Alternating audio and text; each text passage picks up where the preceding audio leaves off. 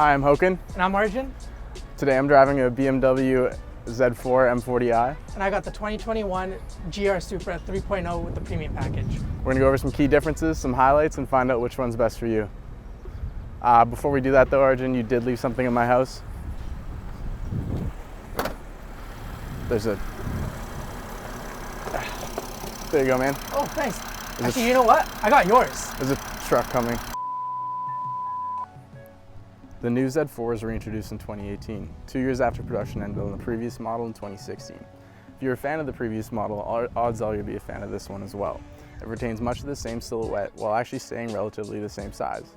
Unlike most new BMWs, which seem to gain weight over their previous generations, this one has actually stayed about the same weight. Much of that isn't thanks to the soft top, which also gains you some trunk space. The new headlight design for the BMW Z4 actually borrows from the previous BMW Z8. With the headlights extending up and over towards the wheel arches, it gives the impression that the car is moving quite fast while standing as still as it is right now. Overall, you get a welcomely small car with quite an aggressive appearance that I think improves a lot on the previous generation with its soft top roof, more aggressive body lines, and improved headlight design. I always found that the previous generation Z4 looked a little awkward, especially with the hard top up. With the long hood and the rather spherical top, I found that it looked a little bit like a baseball cap, but that's just me. You can't spec X-Drive on this M40i model. That and the soft top roof to you suggests that BMW thinks this is going to be your summer ride. The new design borrows a lot from the old design with a duckbill spoiler in the rear, following to the front with the disproportionately long hood. The car borrows a lot from BMW's modern design language, giving you a lot of extra body lines and sharper edges than you got on the previous generation. The biggest change, most noticeable change when you're looking at the car, is this huge duct right behind the front wheel arch, which is actually functional, unlike some of the ducts on the other car in this comparison. The M Sport package gets you the M Sport front grille, which has some extra ducting and extra accents to make the car look a little more aggressive. Overall, the car does look very aggressive, which is nice for a roadster, as this category is so often marketed as cute. Stepping into the interior, and the Z4 suddenly feels like a much larger car than it looks. In the center stack, you'll find BMW's latest iDrive with voice assistant. On the dash, you have BMW's digital instrument cluster with a rather backwards-looking rev counter and some configurable screens. In the center console, you have two cup holders hidden away until you unfold the center compartment, along with your necessary USB ports, and up front in the center stack, you have your wireless charging pad for your smartphone. As well, you get an unmistakable M Sport steering wheel. Unmistakable because nobody else makes a steering wheel this girthy. Let's talk about a few things on the exterior of the Supra here. Similar to the Mark IV, we have a long sweeping hood leading up to a relatively small cockpit and almost virtually no trunk. However, pop it open and you see that there's enough space in here for a water bottle and a face mask. The one thing we're really missing here to give the Supra the true nostalgic feel is the Mark IV wing. Instead, in its place, we've got a rear trunk lid shaped like a ducktail. And a few things you get that you don't get on the older models: dual sport exhaust and a F1 style rear brake light. The headlights are incredibly similar in shape and size. They take up a whole corner of the car. And if you compare it to other sports coupes, they really are that big. And if you're comparing this car to its mother, you pretty much got everything else. Unlike the Z4, the vents on the Supra, they're not functional. But you don't need them because the engine itself doesn't produce a lot of heat. And just like the Z4, for some odd reason, we have 382 horsepower and 368 pounds per foot of torque. This all comes from a 3-liter inline-6 twin-scroll turbo engine. And again, for some odd reason, like the Z4, we have an 8-speed dual-clutch gearbox. Hopping in, we really do see the resemblance to its mother. The steering wheel, gear selector, climate control, pretty much the entire center console looks like a BMW. I found the entertainment system, which is not the latest BMW iDrive system, but the previous generation, pretty messy. If you're looking at this and thinking it's tiny and made for short and small people, don't worry. The space in here is nearly the same as Z4, which if you're over 6 feet tall like me, is plenty. They even added little scoops in the roof to allow space for a helmet if you're the type of person that has the skill to take this beast around the track. Driving the Z4, you get 4 driving options. We have Sport, Comfort, Eco Pro, and Adaptive. Driving modes let you select your preference for steering, for ride firmness, for engine tuning and for transmission tuning.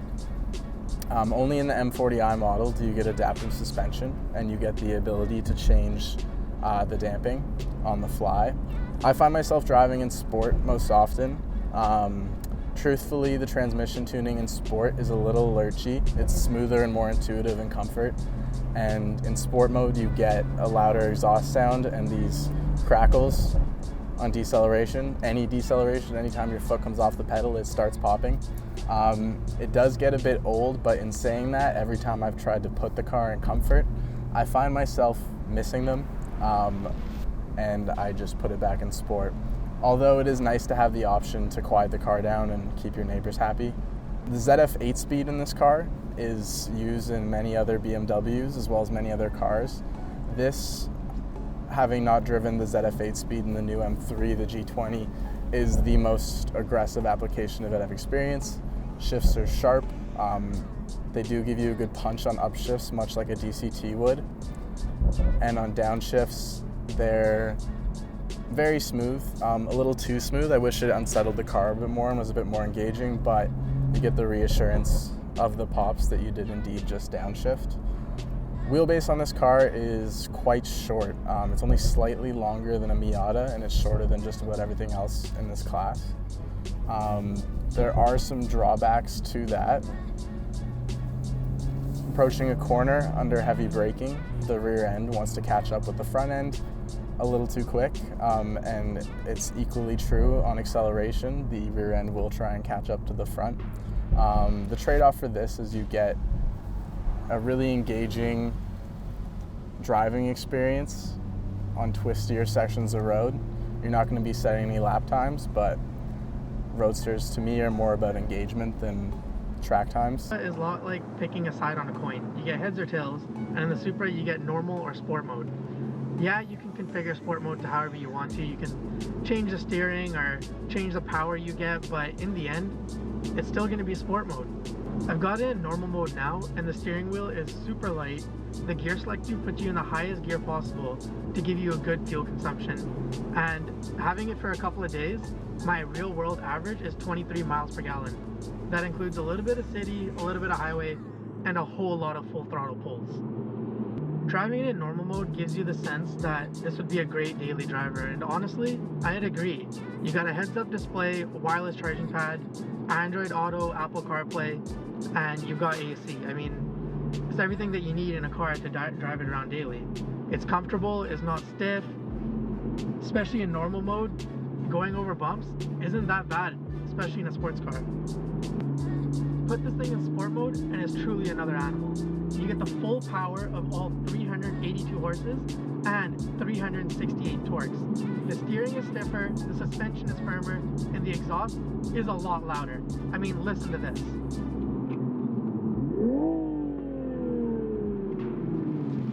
Music to my ears.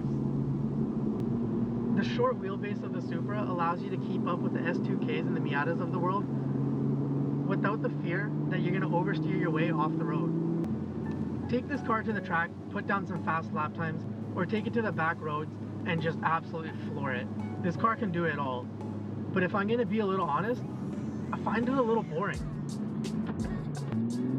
You get into this car thinking that with 382 horsepower and rear-wheel drive, you're going to get the back end out of line. But honestly, you probably won't unless you turn off all your driver aids and traction control.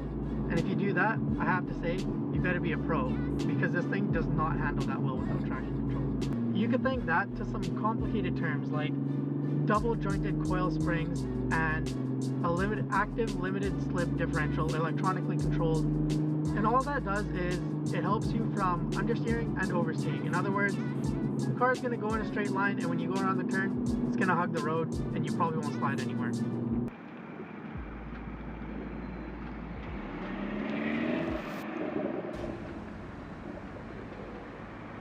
Want to trade cars?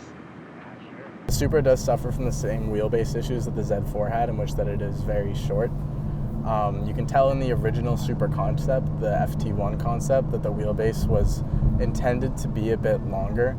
And I think this car overall, with everything that it has going for it, if it just had a slightly longer wheelbase and maybe some more premium touch points in terms of the steering wheel and the shifter and these window panels, it would be a car that encroaches on BMW M2 comp territory.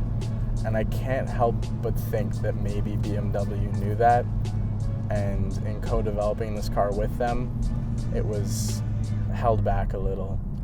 But with that being said, for the cost that this car comes at, and you can thank that low cost to BMW because Toyota didn't have to make their own sports car, you get a ton of car for the money.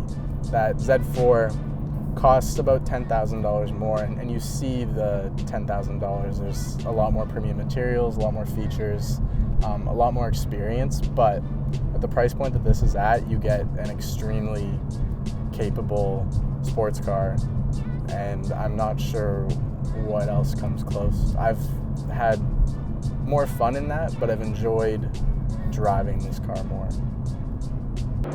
First thoughts of when I get into this car, it really is a sports car. It's so loud, it's so aggressive, and it makes the Supra kind of sound like a 4 Series. I mean, listen to the pops in this thing. Every time you downshift, every time you decelerate, it's like gunfire. The steering is stiffer, the suspension is firmer. Who would have thought that BMW would make better use out of their engine and their transmission? You get all those feelings I said that we're missing in the Supra. You get a better entertainment system, but the one thing that I still can't understand is the cup holders. I mean, why hide them? Everybody drinks. Yeah, you got a lot of shared parts. The Supra says BMW under the hood. The engine covers switch. But at the end of the day, they're two completely different cars. You'd normally think that the Z4 is for that 40 to 50-year-old businessman, and the Supra is for that 20 to 30-year-old kid with daddy's money. But I honestly think they kind of switched things up a little bit here. The loud but obnoxious sounds in the Z4 is enough to give an old man a heart attack. But the Supra is refined, it's quick. It'll take you to your business meeting, back home for dinner at 5, and to bed before 7.